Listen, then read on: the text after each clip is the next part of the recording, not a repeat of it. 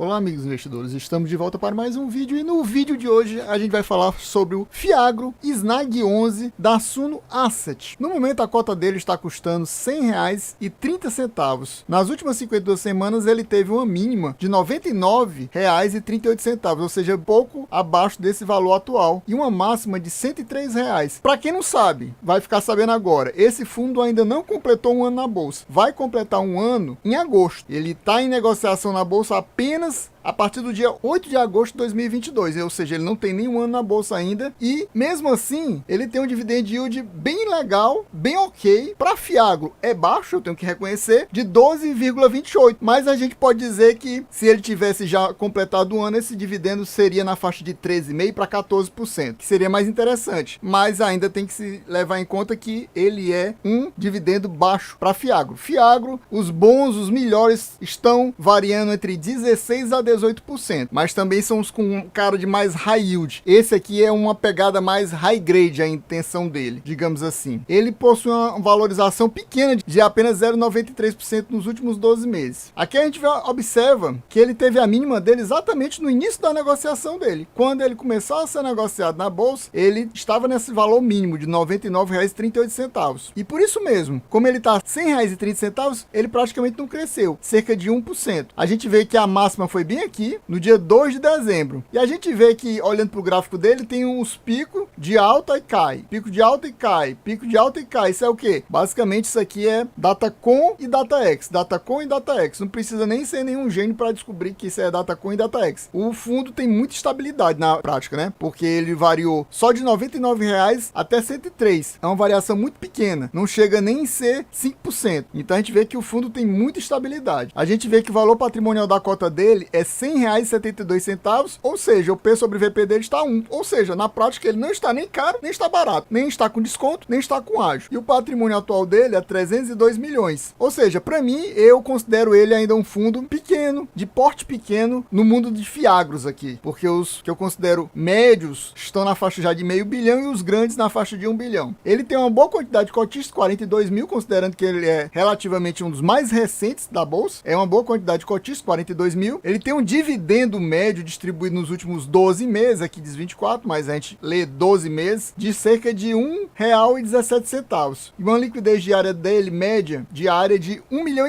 É uma boa liquidez, no final das contas ainda. E a gente vê que nos últimos 2 meses, ele distribuiu R$ 1,20. Vai distribuir esse mês também R$ 1,20. E esse primeiro R$ 1,20 do mês passado equivale a um dividend yield de 1,19%. E como ele é muito estável, né, a gente vê que 1,20 de novo de dividendo distribuído equivale de novo a um dividend yield de 1,19% nesse mês de julho, que é junho e aqui julho. Primeira distribuição de dividendos dele aconteceu em setembro do ano passado e foram apenas 60 centavos. Mas a partir daí ele virou quase que um relógio, né? É 1,20 em outubro, depois 1,20 em novembro, 1,20 em dezembro, passou para janeiro desse ano 1,20, 1,20 em fevereiro, caiu um pouquinho, 1,06 em março, voltou a 1,20 em abril, R$ 1,06 em maio, voltou a 1,20 em junho, 1,20 em julho.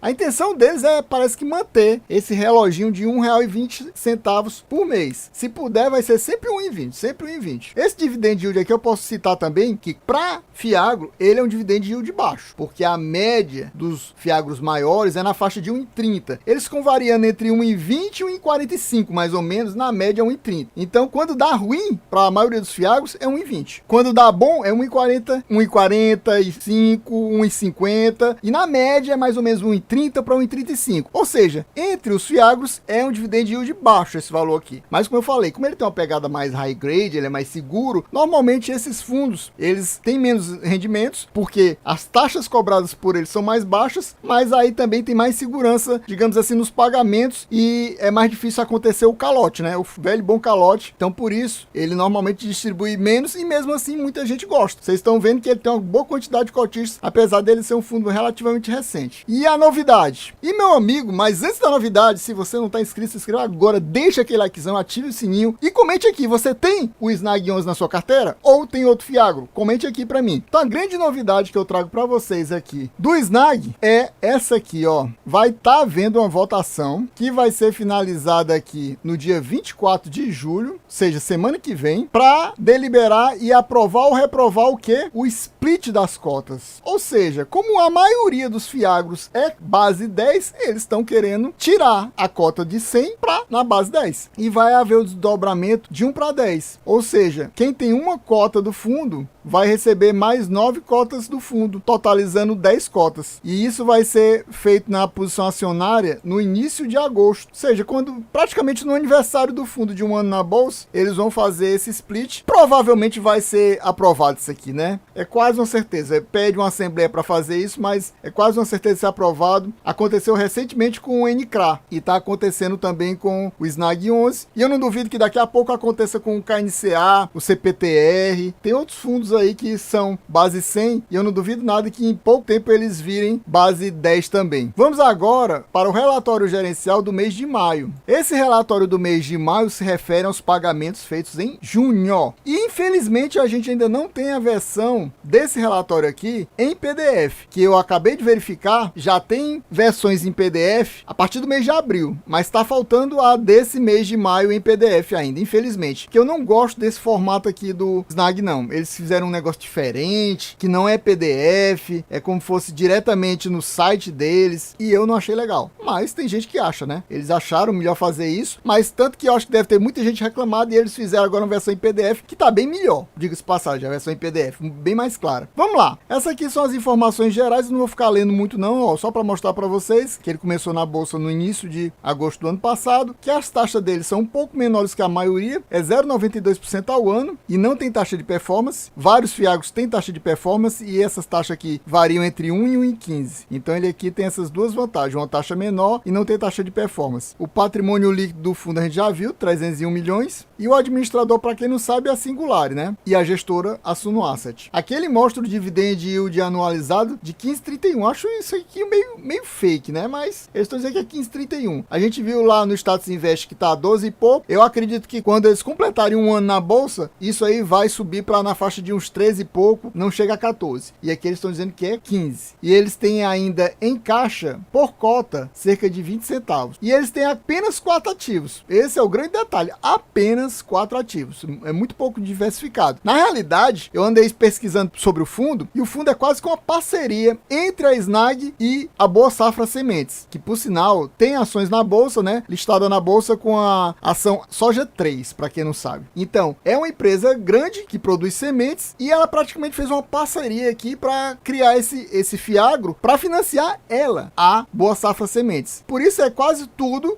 ligado à Boa Safra. Tem apenas uma CRI, não é nem CRA, é uma CRI, ou seja, um certificado de recebível imobiliário que não tem nada a ver com a Boa Safra, que é uma CRI da Bem Brasil. Com exceção dela, o resto tudo, todo o valor desse fiagro, todo esse patrimônio é investido na Boa Safra. Basicamente, a dívida é toda da Boa Safra. Só que tem uns detalhes que a gente vai ver daqui a pouquinho. Aqui a gente vê os 4 ativos do fundo. Aí tem esse imóvel Sorriso, que é um centro de distribuição da Boa Safra Sementes, que o indexador é IPCA mais 8%, que equivale só a 3,33% do patrimônio líquido do fundo, é cerca de 10 milhões. A gente vai ver daqui a pouco foto disso aqui. E tem mais esse outro imóvel. São os 2 imóveis. Eu só conheço apenas esse fiagro que tem imóveis na carteira. É o único que eu conheço. Pode ter até outros, mas eu já fiz análise de mais de 10 fiagros, se eu não me engano, e nenhum tinha imóvel, com exceção do SNAG. Tem imóvel e é muito pouco também. É quase nada, né? É muito baixo